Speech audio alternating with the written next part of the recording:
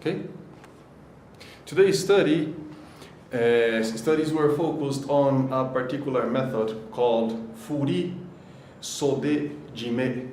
So this Furi, despite what the first reading suggests, it's not the wave, the kanji for wave, the word for wave or for swinging, as in Suguri, for example. But on the other hand, what this Furi means is like something like one cannot detach or be detached. So this fu comes from a not, or when you negate someone or something, and then furi comes from, and then this ri comes from hanasu or hanaru, which means to detach. So something that cannot be detached, and the anthropological reason for this name is that at this particular point they were like this. What's this thing? They were like this, and the idea was using the furi, or sorry, the sode, or these leaves of what he was wearing. Remember that this is just a keikogi, let's say. It's not really a kimono. Of course, this hoodie is also just for what we were practicing right now, obviously not the proper clothes for that time. But we have this large, or this big sode. So in this case, what I would do is use these leaves. Hi. What I would use is I would use both sleeves, so he wouldn't be able to detach and to get space from me, and then using some of the ancient, say, any jujutsu or kumyochi or any technique. So the idea was to keep him like glued to me. Okay. Furthermore, the idea was that they would use this. For example, let's say I am here. Okay, so I would have this kind of angle, and then this kind of angle. Okay. Suppose I was here. So violently, one would implode downward, or would throw him very violently with both his hands locked. Say, for example, I was here. Okay. Suppose I was here, and then bringing him down violently, so he has no hands to protect himself during his fall. So he would hit his head or shoulders violently. Suppose that I am here, okay, and then say I would throw him directly from here. So imagine I would kneel down and grab him, and then having both his arms restrained, he has no means to protect himself. So this was the main idea.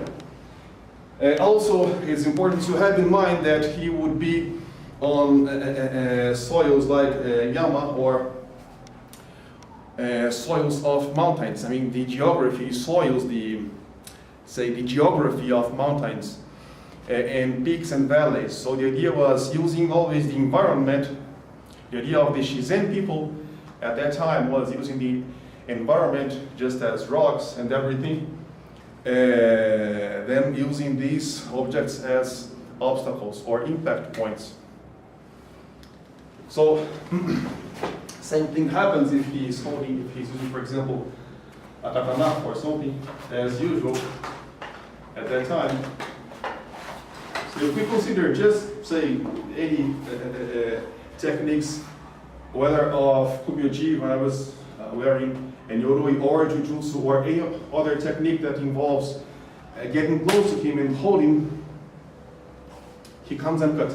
So instead of just using the impact and using the holding techniques, one would also use these leaves.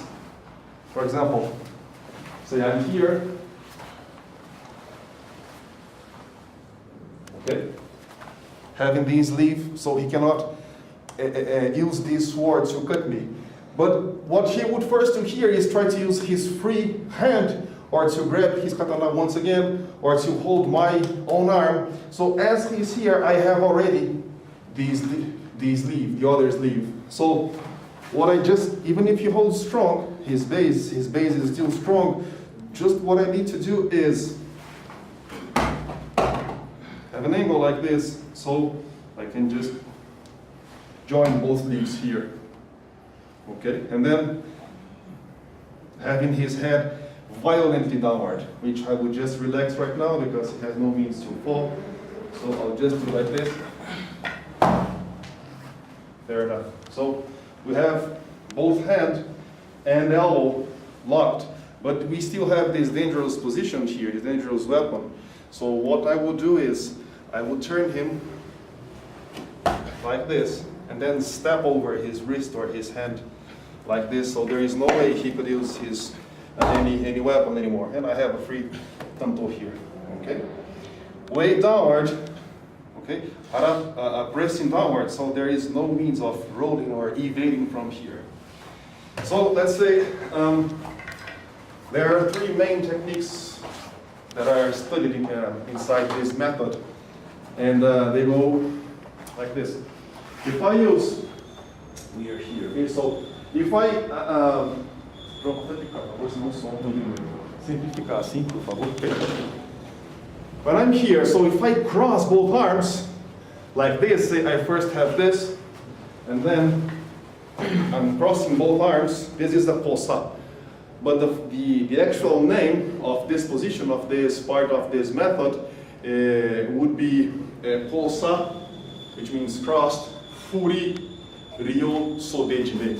That means locking both sleeves in a crossed position and something that cannot be detached.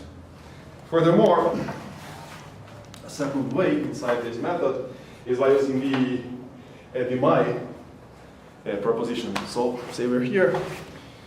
What I'm going to use is I'm going to use these leave, for example, downward here. Okay, having grasped this fully, and then here.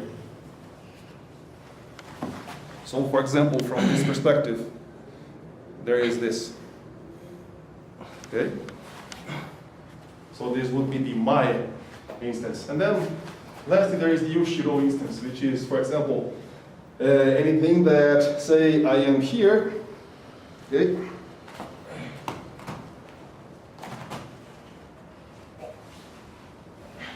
And here. So I have the Ushiro forms. I can also proceed to forms that cross on the back line, like this, which are very, very powerful and effective, because if I throw him or launch him or implode him downward for this side or for this side, either way, you can see I'm striking his head. I'm striking this head on my knee, and when I let him go, he will strike his head on the floor. So this was the idea at that time. It is a particular Shizen method, okay, that also had a lot of surprise going on, because this was the regular clothes at that time. This was unusual clothes.